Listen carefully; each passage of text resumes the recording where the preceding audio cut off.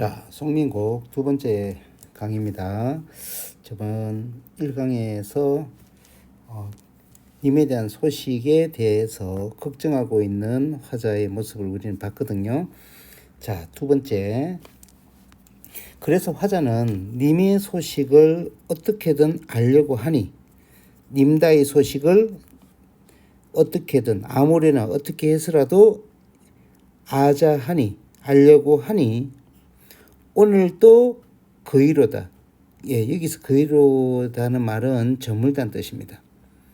내일이나 사람 올까? 그러니까 님의 소식을 전해줄 사람이 내일이나 올까라고 하지요. 자, 그렇다면 화자는 지금 님이 나에게 다시 재회의 기회를 줄 수 있는 그런 소식을 기다리기 때문에 이 화자의 처지에 대한 정서를 표현한다면 한자성어로 오매불망이라고 합니다. 그렇죠? 오매불망이라고 합니다. 그래서 님이 계신 쪽에, 요 다이는 님 계시는 방향입니다. 님이 있는 쪽의 방향이지 화자가 있는 방향이 아니라는 겁니다. 내 마음 둘 데 없다. 자, 사민곡 같은 경우는요, 요까지 딱 나오면 그래도 님에 대한 어떤 정서를 가지고 충신연군을 계속 지속하겠죠. 그런데 사미가 실패했기 때문에 송미로 들어가거든요. 송미에서는 그렇게 여유롭게 앉아 있어서는 안 된다는 걸 화자도 느끼는 거죠. 그래서 이제는 정적이 아니라 사미가 정적이라면 이 부분부터는 동적 요소가 시작됩니다. 쉽게 말하면 밖으로 나가지요. 그래서 갇혀있던 공간에서 님을 만나려는 공간인 외부로 나가는 거고, 그래서 화자는 집에서 먼저 산으로 갔다가 강으로 가게 됩니다. 그러면 우리가 여기서 이제 봐야 될 거가 뭐냐면 이 산과 강이라는 뒤에 보면 공간이 나오겠죠. 이 공간이 의미하는 게 뭘까? 바로 님과의 재회를 염원하는 화자의 마음이다, 이렇게 봐야겠죠. 화자의 정서다, 이렇게 봐야 되는 겁니다. 님다의 소식을 그렇죠, 아무렇게 알려 하니 오늘도 사람 올까, 거의로다. 내일이나 사람 올까? 내 마음 그래서 둘 데 없어. 좌불안석이죠. 어디로 들어가자 말인고, 작거니 밀거니 높은 나오지요. 산에 올라가서, 아까 산 나오죠. 산 올라가서. 자, 여기서 우리가 이제 봐야 되는 거는 사민곡 강의를 받는 학생은 아시겠지만요, 사민곡에서의 산은 재회를 방해하는 재회의 방해자가 됩니다. 님과 나의 재회를 방해하는 방해자가 되는데, 여기에서의 산은 그와 다르다. 오히려 님을 만날 수 있는 공간이기 때문에 반대적인 어떤 의미로 해석하는 게 중요합니다. 그런데 안타깝게도 산에 올라가서 보니 이렇게 됐겠죠. 굳이 표현한다면 화자가 산에 올라갔습니다. 화자는 여기 서 있겠죠. 올라갔는데 슬프게도 여기에 구름이 이렇게 가리고 있는 거예요. 구름이. 여기에 누가 있을까요? 임금이 있겠죠. 그래서 화자는 님을 볼 수가 없다. 그럼 화자는 이 구름을 무엇으로 생각했을까라고 우리는 봐야 됩니다. 세모. 구름은 카니와 구름도 있지만 뭐도 있다고요? 여기에 안개도 있다는 걸 우리는 쉽게 알 수 있습니다. 구름과 안개가 뭘까요? 바로 재회의 방해자가 되겠죠. 재회의 방해자가 되겠죠. 이거를 정철문학에서는 간신배라 표현합니다. 간신배. 그래서 간신배를 묻는 시조가 조금씩 나옵니다. 다시 합니다. 시조가 조금씩 나옵니다. 그래서 이런 간신배를 뜻하는 시조가 나오면 요 두 시조를 잊지 마세요. 구름이 무심하단 말이, 이렇게. 두 번째, 백설이 잦아진 가득한 고래. 구름이 뭐해라. 이런 시조 두 개가 있거든요. 요 시조가 나오면 무조건 간신배다 생각하고, 구름과 안개는 무슨 일인고, 임의 소식을 조금이라도 알아보려는 간절한 마음으로 높은 산에 올랐으나 구름과 안개가 나오죠. 잔뜩 끼어 앞이 보이질 않는다. 따라서 구름과 이 안개는 인간와의 사랑을 가로막는 장애물이며 인간과 나 사이를 이간질하는 간신을 의미한다 라고 봅니다. 여기서 이제 구름이 끼인 것만 해도 안 좋은데 안개까지 끼어 있기 때문에 아예 님을 볼 수가 더 없지 않느냐 해서 화자의 처지를 그렇죠, 엎친 데 덮친 격이다. 그래서 설상가상이다 라고 표현할 수도 있는 겁니다. 그래서 산천이 어두운데, 온 산천은 뭐 조선 전체를 말하겠죠. 조선 전체가 간신배로 인해서 도탄에 빠진 어둠인데, 자, 임금이죠. 하늘에 떠 있는 거 나오면 다 임금입니다. 해와 달은 임금이에요. 임금님을 나는 어떻게 볼 것인가. 지척을 모르는데 천리는 그렇죠, 임금이 있는 공간이죠. 그걸 어떻게 보겠느냐라고 했습니다. 그래서 산천이 어두운데 이를 어찌 보며 구름과 안개 가득 끼어 산천이 어둡고 그로 인해 해와 달을 볼 수가 없다. 해와 달은 임금. 자, 지척을 모르는데 천리를 바라보려 했죠. 서리법. 구름과 안개가 잔뜩 끼어 지척도 제대로 보이지 않는데 천리나 떨어진 머나먼 것을 어떻게 볼 수 있겠는가라는 뜻으로 지척은 가까운 뜻입니다. 가까운 뜻이고 천리는 임금이 있는 곳이기 때문에 어쩌면 화자가 지향하는 공간의 거리는 천리라고 봐야 되겠죠. 그래서 이 천리는 임금이 있는 공간의 물리적 거리, 쉽게 말하면 수치 측량으로 거리를 나타낼 수 있는 그 거리도 될 수 있지만 화자에게는 갈 수 없는 답답함이 담겨있는 정서적 심리적 거리감도 될 수 있다 이렇게 보시고, 자, 여기서 포기를 하느냐, 그렇진 않겠죠. 화자는 다시 또 다른 길을 찾아놨습니다. 그래서 차라리 어디에 갔지? 물가에 갔는 겁니다. 물가에가, 자, 여기서 백길 나오죠. 배가 나옵니다. 여러분 이제 여기서 꼭 아셔야 될 게 뭐냐면 이 배는요, 배는 자, 물가에 갖는 것, 물가가 셈겠죠. 강이 인가의 재회를 그렇죠, 취할 수 있는 공간이라면 배는 님이 계신 곳으로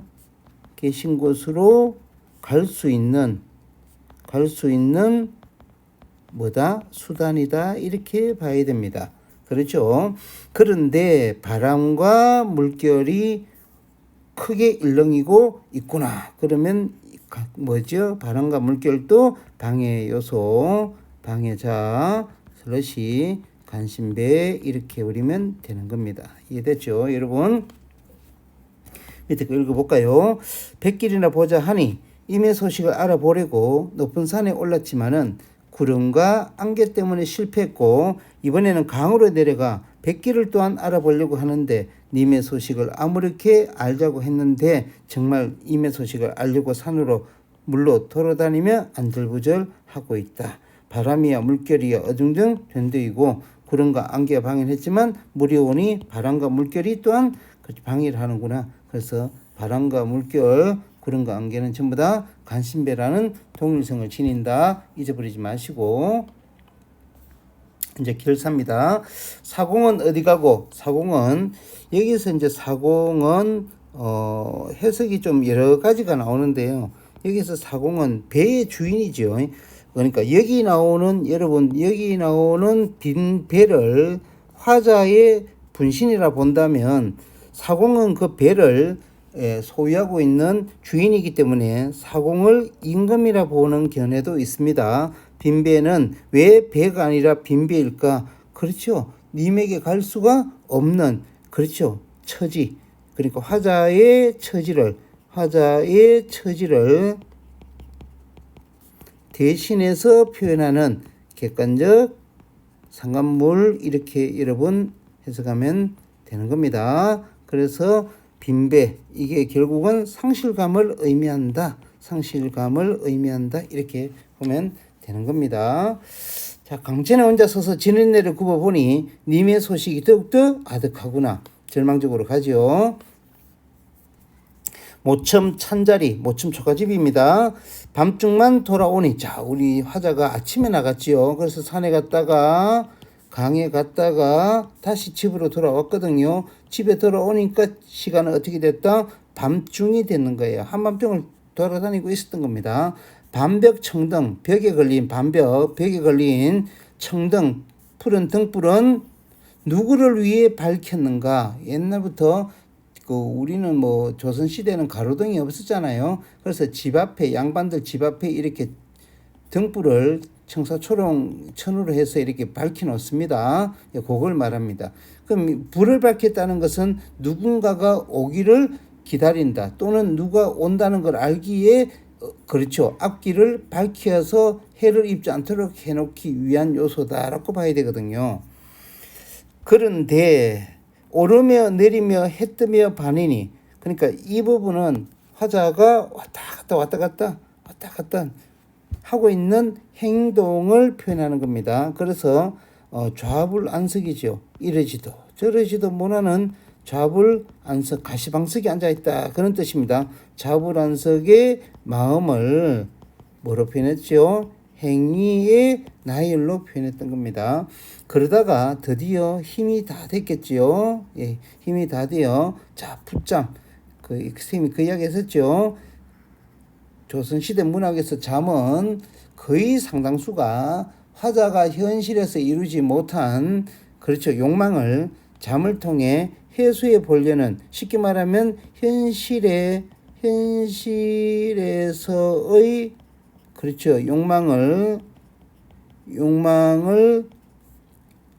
그렇죠, 해소해 보려는, 해소 또는 이루려는, 그렇죠, 공간이 뭐가 된다? 꿈이다. 이렇게 봐야 됩니다. 잠을 자서 꿈을 꾸고 그걸 통해 욕망을 해소해 보겠다, 이렇게 보는 겁니다. 풋잠을 잠깐 드니 정성이 지극하여 꿈에, 정성이 지극해서 꿈에 님을 봤습니다. 풋잠을 보니 꿈에 님을 잠깐 봤거든요. 옷 같은 얼굴이 반이나 늙었구나. 폭삭 늙었다, 이 말입니다. 그래서 마음에 먹은 말씀, 당연하죠. 마음에 먹은 말씀 뭐겠습니까? 충신 영군의 마음이 되겠죠. 충신 영군의 마음이 됩니다. 지정이 되겠죠. 실컷 말하려고 했지만 눈물이 가득 차서 말을 하지 못하더라. 그래서 목이 메여 껄떡껄떡대고 있는 겁니다. 그때 때마침, 자, 방정맞은 닭이 잠을 깨어버리는 거거든요. 그러면 닭이 잠을 깼기 때문에 닭도 방에 자랐고 봐야 되겠죠. 여러분이 화자면 이 닭을 어디 처리했을까요? 자, 그래서 화자는 의와 허사로다. 이 님이 어디 갔는고 꿈을 깼겠죠. 장길에 일어나 앉아 창문을 열고 창틀에 턱을 괴고 바라보니까 어여쁜 그림자. 여기서 어여쁘다는 말은요, 예쁘다는 뜻이 아니라 가엾다는 뜻입니다. 그 그림자는 뭐죠? 예, 자신의 분신입니다. 화자의 분신이죠. 화자의 분신이자 화자의 내면, 이렇게 봐도 됩니다. 어여쁜 그림자가 날조철 따름이더라. 차라리 이를 바에 죽어서 뭐가 된다. 자, 이제 중요한 게 나옵니다. 중요한 게 나와요. 낙월, 떨어지는 달이 되고 싶다, 이 말입니다. 그래서 님 계신 창문을 비추려고 하는 겁니다. 이 부분이 을려가 이야기하는 겁니다. 여러분, 을려가 이를 바에 차라리 죽어서 나는 달이 되어서 님이 계신 창밖에 그 빛을 비출 것이다 라고 했죠. 그럼 이게 화자의 객관적 상관물이라고 보면, 상관물이죠. 죽음을 통해 얻을 수 있는 객관적 상관물이라 보면 소극적인 하소연이다. 왜 소극적 하소연이죠? 그렇죠. 달빛만 비추고 있지 달은 직접적으로 님에게 가까이 갈 수가 없거든요. 그런데 이 말을 듣고 감녀가 각신님, 요 각신님은 을리겠죠. 각신님, 달이야 카니와 달은커녕 차라리 무슨 비가 되소서 굳은 비나 되소서라고 했습니다. 굳은 비. 그러면 이 굳은 비가 뭘까? 굳다. 여기서 굳다는 말은요. 여기서 굳다는 말은 그렇죠. 님에게 직접적인 그렇죠. 하소연을 해라. 직접적인 하소연을 해라.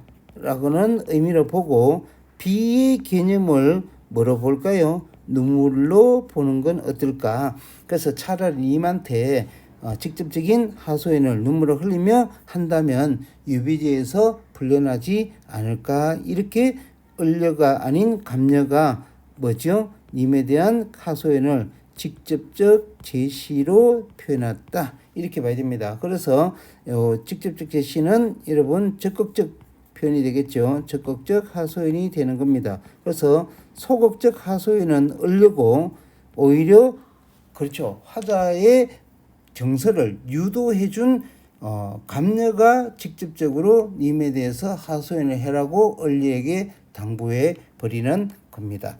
예, 송민곡의 내용 풀이는 여기까지 하겠습니다. 고생 많았습니다.